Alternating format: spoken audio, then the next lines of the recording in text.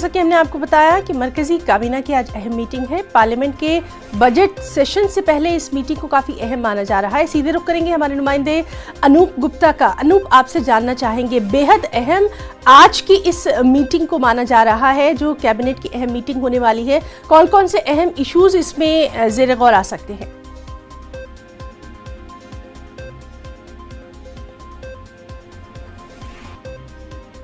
अनूप, आपको हमारी आवाज आ रही है?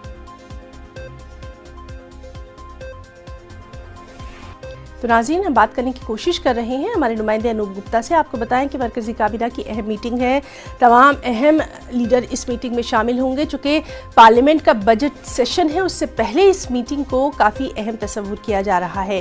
इक़्तिसादियात पर काबीना कमेटी की भी मीटिंग है। पार्लियामेंट के बजट सेशन का आगाज़ 31 जनवरी से होने जा रहा है। बजट सेशन 2 मरहलों पर होगा। पहला मरहला 31 जनवरी से 11 फरवरी तक, जबकि दूसरा 11 मार्च से 8 अप्रैल तक होगा।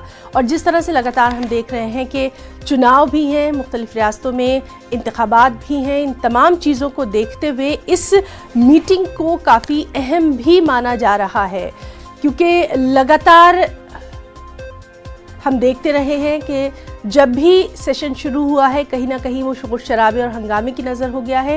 लेकिन चूँकि ये बजट इजलास है, इसलिए ये काफ़ी अहमियत का हामिल है और इसीलिए इस मीटिंग को भी काफ़ी अहम माना जा रहा है।